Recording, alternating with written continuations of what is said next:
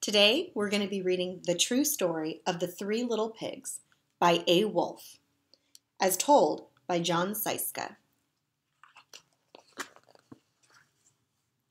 Everybody knows the story of the three little pigs, or at least they think they do. But I'll let you in on a little secret.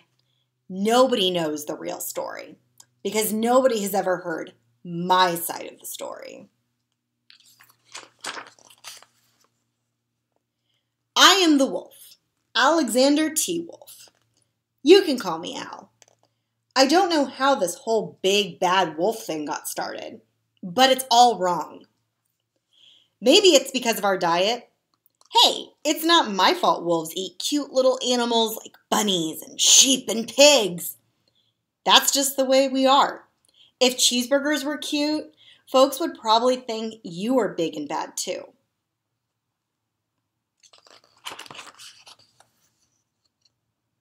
But like I was saying, the whole big bad wolf thing is all wrong.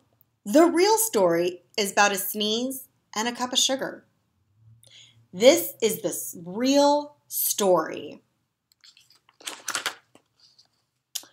Way back in Once Upon a Time, I was making a birthday cake for my dear old granny. I had a terrible sneezing cold, and I ran out of sugar.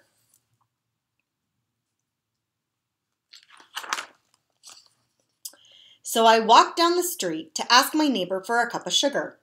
Now, this neighbor was a pig, and he wasn't too bright either. He had built his whole house out of straw. Can you believe it? I mean, who in their right mind would build a house out of straw?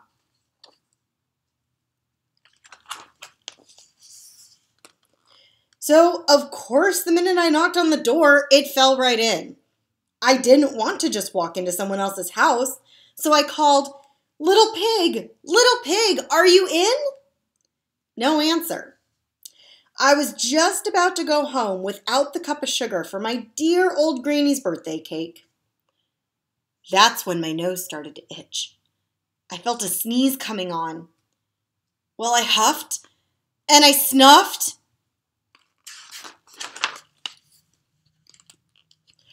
And I sneezed a great sneeze.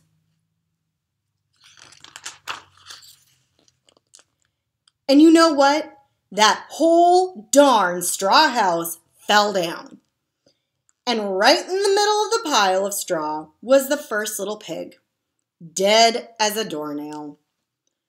He had been home the whole time.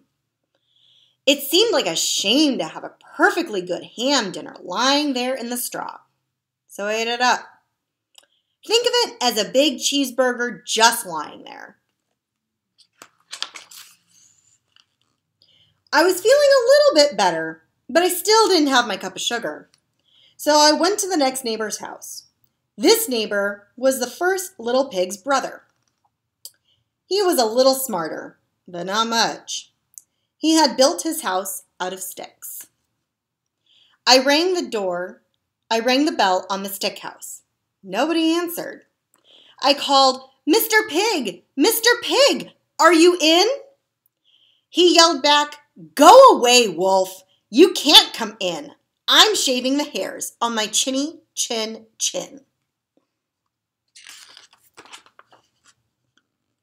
I had just grabbed the doorknob when I felt another sneeze coming. I huffed and I snuffed and I tried to cover my mouth, but I sneezed a great sneeze. And you're not going to believe it, but this guy's house fell down just like his brother's. When the dust cleared, there was the second little pig, dead as a doornail. Wolf's honor. Now, you know food will spoil if you just leave it out in the open. So I did the only thing there was to do. I had dinner again. Think of it as a second helping. I was getting awfully full, but my cold was feeling a little bit better. And I still didn't have that cup of sugar for my old granny's birthday cake. So I went to the next house. This guy was the first and second little pig's brother. He must have been the brains of the family. He had built his house out of bricks. I knocked on the brick house. No answer. I called, "Mr. Pig! Mr. Pig, are you in?" And do you know what that rude little porker answered? "Get out of here, wolf. Don't bother me again." Talk about impolite. He probably had a whole sack of sugar, and he wouldn't give me even one little cup for my dear, sweet old granny's birthday cake? What a pig! I was just about to go home and maybe make a nice birthday card instead of a cake when I felt my cold coming on. I huffed, and I snuffed, and I sneezed once again. Then the third little pig yelled, "And your old granny can sit on a pin." Now, I'm usually a pretty calm fellow, but when somebody talks about my granny like that, I go a little crazy. When the cops drove up, of course I was trying to break down this pig's door. And the whole time I was huffing and puffing and sneezing and making a real scene. The rest, as they say, is history. The news reporters found out about the 2 pigs I had for dinner. They figured a sick guy going to borrow a cup of sugar didn't sound very exciting.